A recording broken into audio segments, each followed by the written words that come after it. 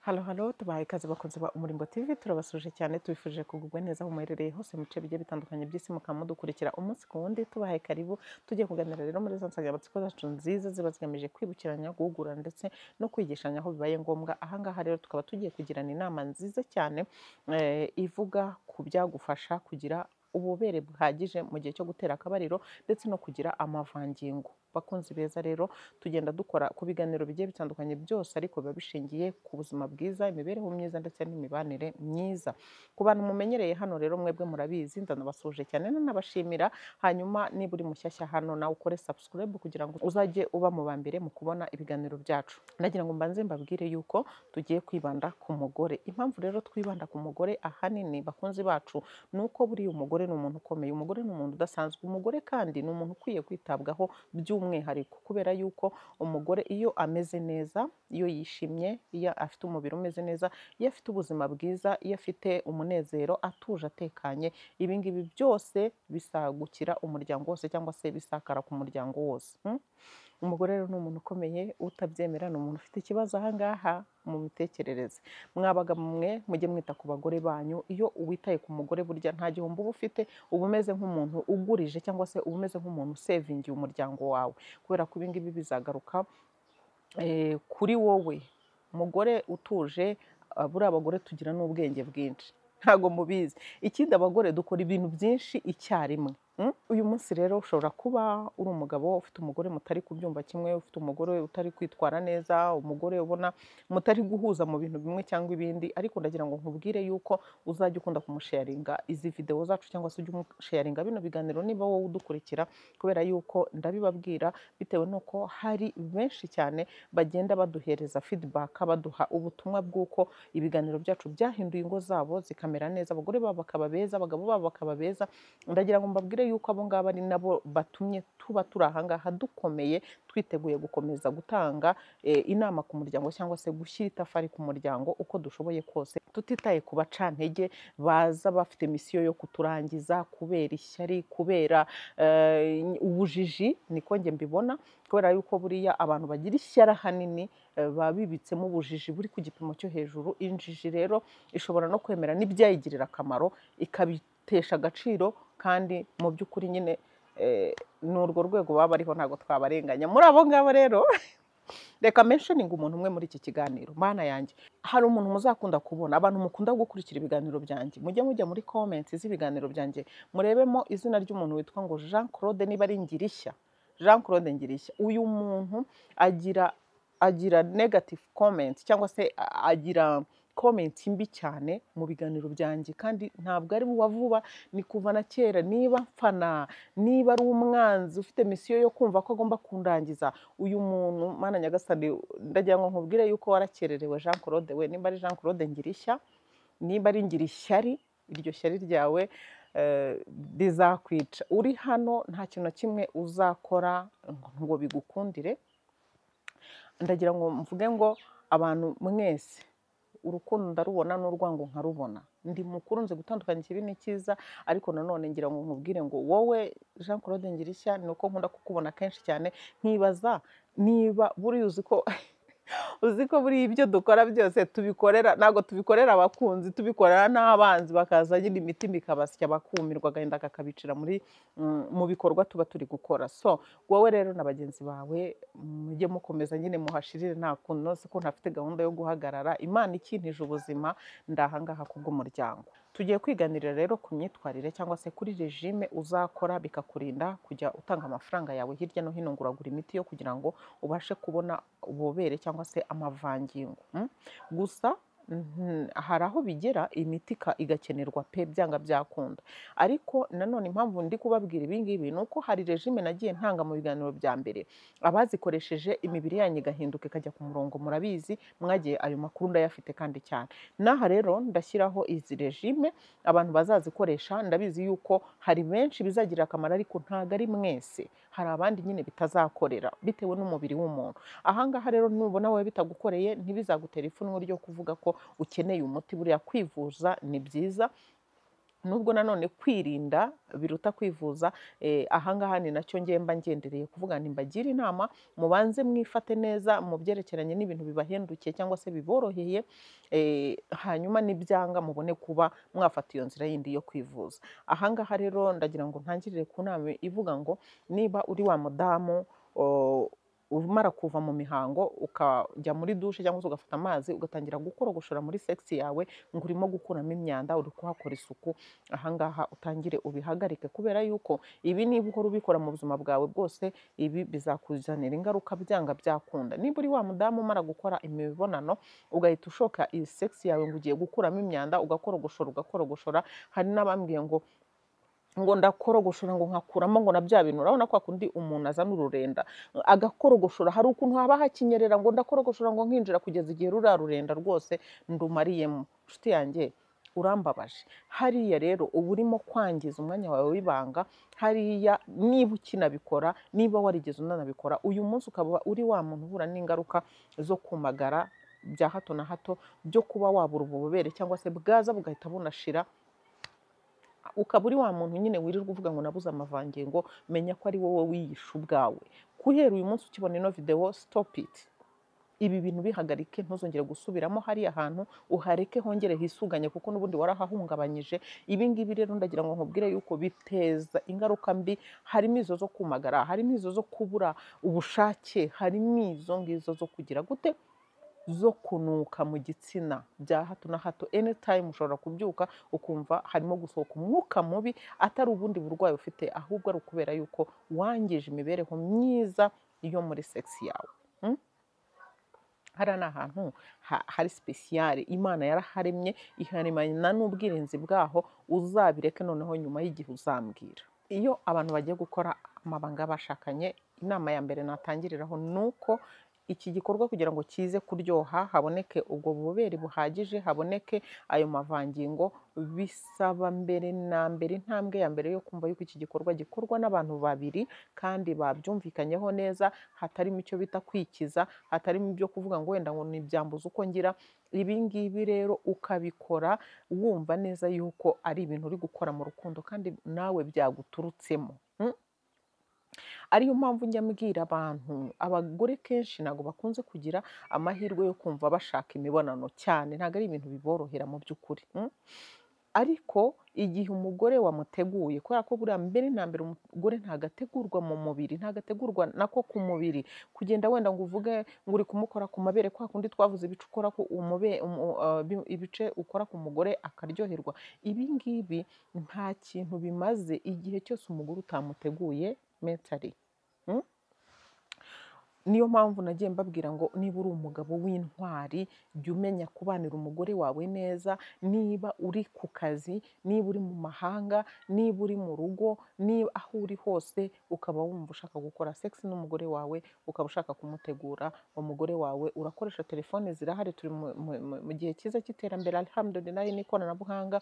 Hanyuma umuhamagare umubwire uti umugore wanjye, rukundo rwanjye, umubwire amagambo meza, nyine ndagukunda, ndagukumbuye, hari ibibazo mufitanye mubikemure, mubanze mubivane mu nzira kwanza, ubone kumva yuko uri burongore umugore wawe kugira ngo umuhe ibyishimo. Niba ibyo ngibyo byo kumuhamagara kuri telefone ngo umutere iyo mitoma utabishoboye, koresha message wicaye iwawe cyangwa wicaye ku kazi cyangwa se aho uri hose, ukoreshe message, wandike text, umubwire uti umugore wanjye rero buriya ibyo ubona tuba twagiranyeho ibibazo ni ukuri ntabwo mba mbyifuza, ahubwo ni ukuri mbabarira, ibi ngibi ntibizongera, Imana itubabarire, shitani iratuvangira. Umuhe ukuri muri message, umutegure umugore wawe, umubwire uti rero umugore wanjye hari ibyo ntakunda, sinkunda kuvugira hejuru, sinkunda kusakuza. Umwandikire ka message umubwire uti rwose mbabarira, wihangane nanjye imyitwarire ujye uyireka kugira ngo nibura nanjye bimpe kugira ngo ngerageze kukwitwaraho neza. Ibi ngibi bizabafasha kubakana kandi bibafashe no kubaka umuryango wanyu neza. Ikindi rero mujye mubasha kurongorana neza, sex yanyu igende neza mu buryohe.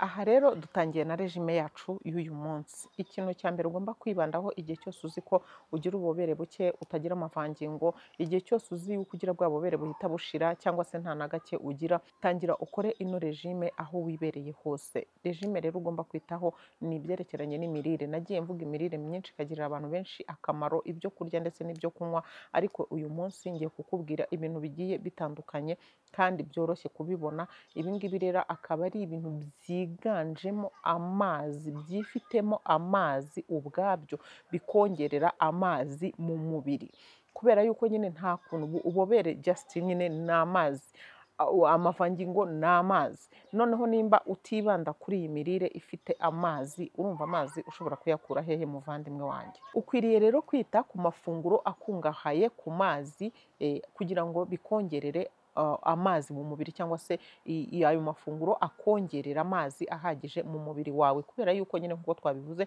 dukeneye ayo mavangingo, dukeneye ubwo bubobere, kandi ibyo byose nyine ni amazi.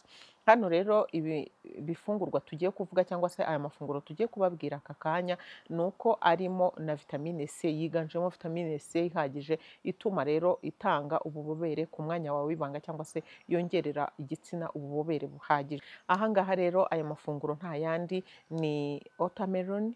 Watermelon rero ni urubuto rwiza cyane kandi rutagoranye cyane kurubona, nubwo wenda biba bisaba kuba ruhenzemo gato, ariko nanone ngiye kukubwira ngo urajya kwivuza ibi bintu wabitangaho menshi cyane, kandi utari na sure ko ibyo bintu nyweye bidashobora kugira ingaruka ku mubiri wawe. Watermelon rero ni urubuto rufite ubuhambare mu kuba rwabika amazi mu mubiri wawe, ukabasha kumererwa neza cyane mu gihe uri gukora amabanga y'abashakanye, ukaza kugira ubworohe. Watermelon rero ni urubuto uzagerageza nibura Imana yagufasha ukabasha kurubona nka 2 mu cyumweru ku bafite ubushobozi bwo uzanakarenze, ariko udafite ubushobozi nibura gerageza mu gihe ufite icyo kibazo ujye urubona nibura 2 mu cyumweru, niyo yaba ari rimwe, kubera yuko ibi ngibi byose turi buvuge ntabwo ari ibintu uzajya ufatira rimwe, ahubwo uzajya ugenda ubisimburanya, ariko nibura wumve yuko wabifashe ku buryo buhagije, ku buryo bishobora nyine kukugiraho izo ngaruka nziza ku mubiri wawe. Ifunguro rya kabiri rero ni kokombure. Kokombure dore ngiyi hano ndanayifite aha ngaha. Cheers kuri mwese.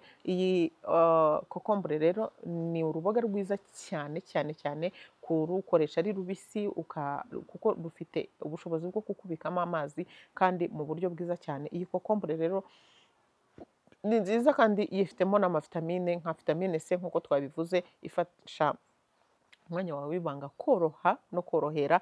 Aha ngaha rero murabona yuko nyine nanjye mba nagateguye. Hano rero harimo kokombure, harimo ibitunguru by'umweru, wenda nuko mutabibona neza, hanyuma hakabamo n'akadimu, ariko indimu yo wenda mwayishyiramo, kuko aha ngaha ndabivugira kugira ngo mutazambaza ibibazo byinshi. Ku bantu bananutse indimu ntukayishyiremo, ntabwo ari ngombwa cyane, nubwo nayo ari nziza, nayo ifite icyo yongera muri ibi ngibi turi kuvuga byose, ariko nanone ntabwo ari cyane ku buryo utayishyizemo ntacyo bitaba bikoze umuti. So harimo n'utuntu mubona tw'umukara rero, utu nta tundi ni chia seed. Chia seed rero ngewe nyine ndazikoresha, n'abandi mwese mwabishaka mwazikoresha, kubera ko nazo ni nziza cyane cyane cyane, ndazibatuye. Icya gatatu ni inanasi. Inanasi nayo ni nziza cyane mu kwifashisha muri iyi gahunda turimo kuvuga. Hanyuma rero ikindi ni gombo. Gombo rero kiboko yawo, gombo irahambaye cyane mu kugufasha kubika amazi mu mubiri wawe, ndetse n'amavitamine agufasha kugira ngo ubashe kugira ububobere buhagije. Twagiye tuyivuga kenshi cyane, ariko nanone ushobora kuba utazi uburyo wayikoresha mu buryo simple kandi ikagukorera umuti ukomeye cyane. Ikindi rero nshuti zanjye, bagore beza, mukwiye kwitaho cyane ndetse no kuzirikana ni ukwita ku mafunguro yiganjemo folic acid. Aya ngaya rero aboneka muri borokori cyangwa se shufureri, ndetse na beterave n'amashu na epinari nari nibagiwe. Ibi ngibi rero ni uburyo bwose bwo kwisana no gusana imibiri yacu kugira ngo ibashe kuba itanga umusaruro mwiza, kandi natwe bitugirira akamaro, ukumva uraryohewe, kuko kino gikorwa iyo ukiri kugikora nyine biba ari impangu, ubundi bigomba kuba win-win, abantu baryoherwa bose, ibintu bikarushaho kugenda neza. Aha turi kuri regime. Niba tuvuye kuri aya mafunguro arimo folic acid, reka mbabwire na siporo rero. Siporo, abagore benshi ntabwo dukora siporo. Ndagira ngo mbabwire yuko nanjye uri imbere yanyu aha ngaha mperuka gukora siporo kera, kuko ubu ngubu ni ukubura ariko akanya, ariko biba bimpangayikishije, ntekereza uburyo ndi kugenda nyine nsaza. So niba ntakora siporo, ibi ngibi harimo kwangiza umubiri wanjye. Erega buriya siporo ni ubuzima, nk'uko tuvuga ngo amazi ni ubuzima, na siporo ni ubuzima. Ntekereza ukuntu mbere nkikora siporo, ukuntu nabaga meze n'ukuntu niyumva, n'ubu ngubu ntari gukora siporo nyine nkumva nyine birampangayikishije cyane. Wowe rero gerageza mu kanya kose wabona, ushakemo akanya gatoya gusa ko kujya ukora siporo. Ubushakashatsi bugaragaza yuko nibura iminota 15 ya siporo ibihagije ku munsi. Rero mujye mugerageza akanya gato wabona ugakoreshe nyine ukora siporo, kubera yuko ibyo ngibyo ni ukubyikorera wowe ubwawe, inyungu ni izawe, yaba rero mu mubiri wawe kukurinda ibibazo bitandukanye birimo indwara zitandukanye, kwangirika k'umubiri bya hato na hato, ndetse nanone no kugufasha kuryoherwa mu mabanga bashakanye no kuyakora neza. Ibi ngibi byose rero siporo izabigufashamo. Nushaka umuntu ushobora kugufasha gukora siporo wibereye mu rugo, ndagira ngo nkubwire ngo uzambwire nkurangire umukoci mwiza uri natirere, utari umusazi, udakunze isi cyane, hanyuma azagufashe kandi afite ubuhanga bukomeye cyane, ajya abafasha muzikorere no mu rugo, mukore ababwire siporo mwakora z'ingenzi. Njyewe ni ukuri ntabwo nababeshya, ndibura pe mu bantu tujya duhura za saa 5 z'ijoro ngenda mu muhanda za saa 4 n'iki, murabizi biriya byose ni ukubera kugira akanya gakeya, bigatuma rero ntabasha kuba nakora siporo, ariko ndabizi ko ari ikibazo gihangayikishije cyane. Ikindi kintu dukwiye kwibandaho cyane mu byerekeye n'amafunguro rero, ni amafunguro abonekamo ibinure bya omega 3. Ahangaha rero nk'uko nabibabwiye n'ubushize, habonekamo ubunyobwa, amafi, amagi, inkoko, avoka. Reka tube turekeye ibi ngibi. Nshuti yanjye, urabona gutya mu mirire yacu turya, ugasanga ufite n'ubushobozi, ariko igihe cyose ibindi ntubikunda. Hari uwo ubwira ngo igitoki kirimo ubunyobwa, akakubwira ati ibyo biryo njye ntabwo mbikunda, nabonaga iwacu ari byo babikunda, ibi ngibi naje mbihunga. Akabikubwira rwose n'umutima mwiza, ari umugore yikundira ako gafiriti ka mayoneze, ako gaceri gatetse mu buryo bugiye butandukanye, sawa. Niba icyo gitoki agiye kugiteka akagifiritiza, niba icyo kijumba agiye kugiteka akagifiritiza, niba iyo samaki agiye kuyiteka akayikaranga akayumisha ku buryo uyirya nyine ukocagura, niba iyo nkoko agiye kuyiteka umva akayumisha mpaka n'igufwa naryo rikuma, sibyo?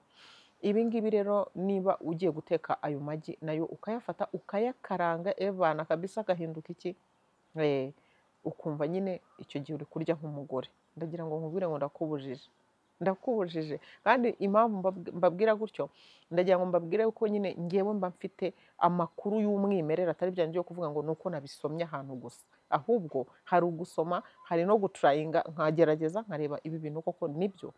Iyo mbonye ari byo rero ndaza nkaza imbere yawe nkaza kukubwira ngo nibura gerageza ku munsi cyangwa rimwe mu minsi 2 mu mubiri wawe hajyemo igi ritogosheje, kugira ngo urusheho kongera bya binure bya omega 3. Isamake nibura 2 mu cyumweru cyangwa se rimwe mu cyumweru nta kibazo, ariko iyo nkoko nayo rimwe mu cyumweru. Donc ugenda usimburanya utuntu dutandukanye. Iyi avoka ugerageze nibura kuri buri funguro nibura nka 3 cyangwa 4 mu cyumweru, ukore urye avoka yose nyine, umenye yuko wariye avoka. Uburyo rero bwiza bwo kurya avoka, nanone hari uburyo usanga igihe cyose tugiye kurya tuyirya ku byo kurya. Ndagira ngo nkubwire yuko ukwiye gufata avoka ukayikata, warangiza ugakatiraho ibitunguru bya mweru cyangwa umutuku, murabizi ko nabyo bitoroshye muri aka kazi. Hanyuma rero ukongeraho yaba indimu yaba urunyanya, ugakora salade ya avoka, hanyuma ya salade ukayirya ukayenjoyinga, ibiryoshye pe, ukayirya ukwayo. Byaba byiza ukabanza ukayirya before yo kugira ngo ufate amafunguro ya saa 6 cyangwa se n'ayandi ayo ariyo yose. Ukabanza ako kavoka kawe ukakibikamo, hanyuma ya mavitamine rero akagenda agasakara, agakora akazi agomba gukora mu mubiri w'umugore.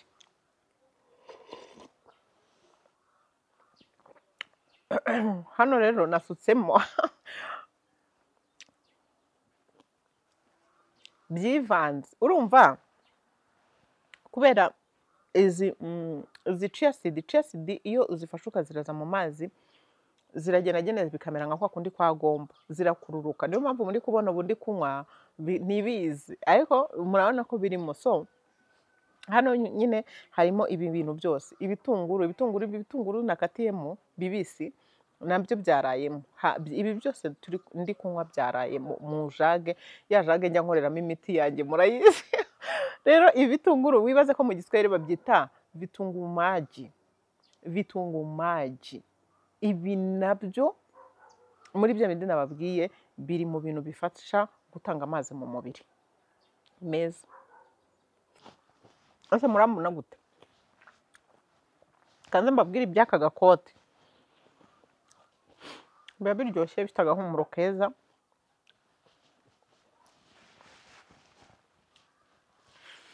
Aka gakote rero nako ni aka sheri wanjye, umugabo wanjye. Nimba hari ikintu kibaho kiryoha mbabwire, mu buryo kwa kundi ushobora kwitegura, ushobora kuba udafite twa dukanzu tujya tuvuga mu gihe cyo kwitegura mu cyumba, cyangwa se uduhoramo buri munsi.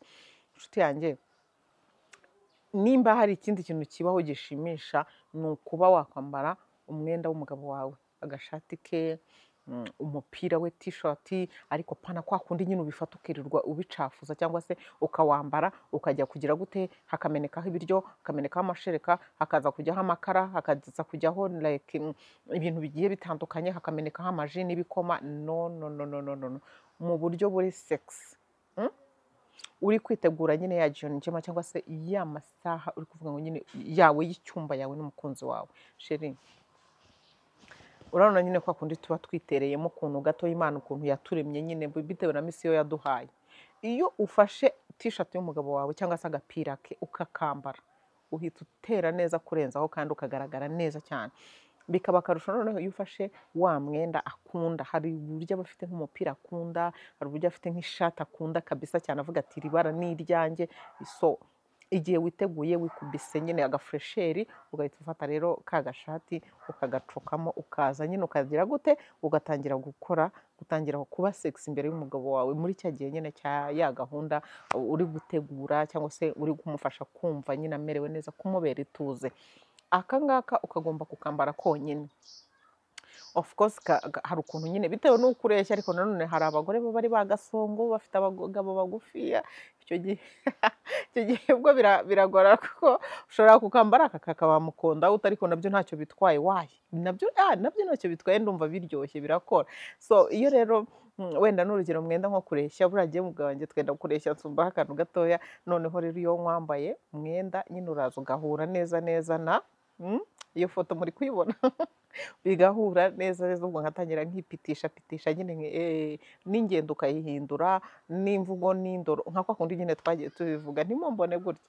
Aha ngaha rero ndagira ngo nkubwire ko mudamu mwiza, ibintu abandi bakoresha bakurura abagabo bacu, ibintu abandi bakoresha batarakitinga abagabo bacu, natwe ubwacu turabifite, ariko twe turarangara kubera ko tubahorana mu gihe cyose, tukamera nk'aho we don't care. Ntago birenze nyine, ntubitindeho cyane, ntubitekerezeho cyane. Sheri, reka tujye tubitekerezaho ku buryo umugabo niyo yagira gutya mugatandukana cyangwa mukarangizanya kabisa, azajya avuga ati umugore wanjye hari utuntu gutya na gutya yakoraga, umugore wanjye hari utuntu gutya na gutya, nubwo twatandukanye ariko yari ashoboye. Uburyo rero bwiza nababwira abakunzi beza, ni ugufata ino kokombure ukayiraza mu mazi, hanyuma ukayikatakatiramo nyine ukayirazamo, noneho ukaza kunywa amazi yayo. Si ngombwa ngo ube washyizemo izi chia seed cyangwa se izi ndimu nk'uko nabikoze, ariko still ufashe izi kokombure, ugafata ibyo bitunguru maji, ibitunguru nyine ibingibi by'umweru cyangwa se by'umutuku bitewe n'ibyo waba ufite, ukabirazamo. Wajya kubikora akarusho rero ukongeramo na kakarafu akayiko kamwe, ubundi ugashyira nko muri litiro 2 z'amazi ukabirazamo.